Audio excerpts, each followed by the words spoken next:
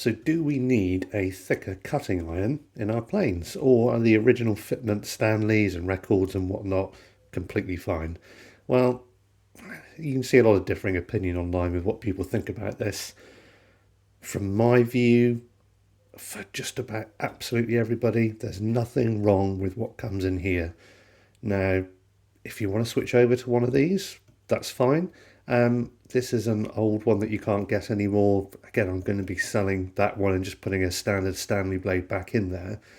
But the previous owner of this plane, because I bought this one second hand, had done some of the things which make it a bit easier to deal with. So your typical aftermarket iron is going to be about a third thicker than the standard one, and it's probably going to be made out of a metal that claims to be a lot better than this one. You know, going to be A2 or whatever it is. I kind of start losing interest in all these different plain iron metals. But one of the things that happens is you can see on this one is that if you're at all familiar with Stanley planes, this one's got an aftermarket yoke in it, a brass one that's been replaced. Look at this original one.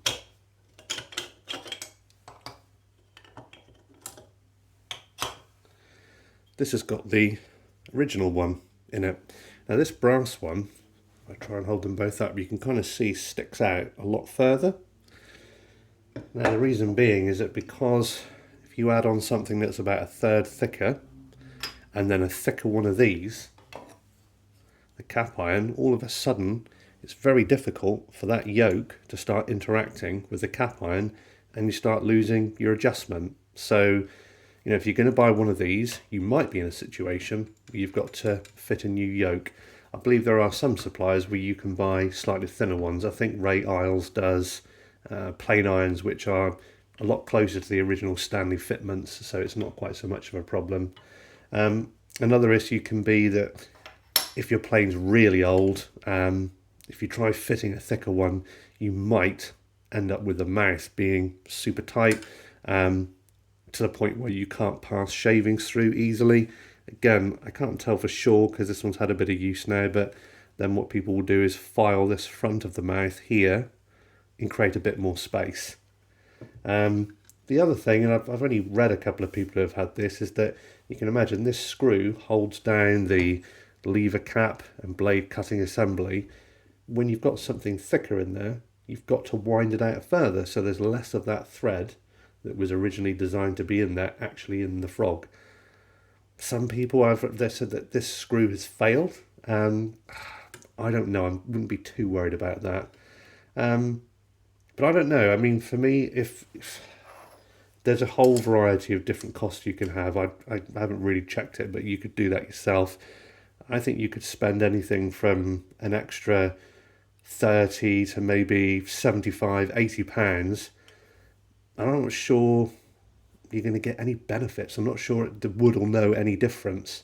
I mean, fair dues if you're using something which is highly abrasive. Maybe you're planing the edge of MDF, or you work with a timber all the time which has a really high silica content, then, you know, maybe you've got to look for that alternative. Maybe something even in high-speed steel. But then your sharpening system's got to upgrade to that. Maybe you've got to use diamonds and all the rest of it. And then before you know it, you're just making these projects, and all of a sudden you've invested this boatload of cash in, instead of buying nice wood and fittings for your project, you know, you spent it on plain irons. I think there is a plain iron and chip breaker set by, or cap iron set by a company called IBC, and what they've done to, so you don't have to replace this, is put kind of a tab on here which lowers, kind of hangs down in this section, so it interacts with this yoke a lot easier, so you don't have to make any modifications.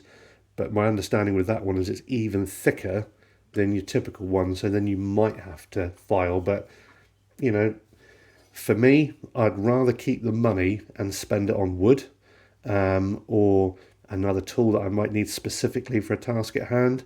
The times that I would look to replace something like this is if it was really badly rusted and pitted, because depending how bad that is, you could spend lots of time trying to move rust and defects, and you might be on a hiding to nowhere. But to be quite honest, I then might look for just a cheap donor plane, or see if there's just an new old stock plane iron that I could put in, and I think your average woodworker who does stuff at home, and even most professionals, to use up that much steel, they'll be going well. But yeah, it does kind of come down to your own choice, really. For me, not worth it, but no doubt for some people, it might be worth the investment.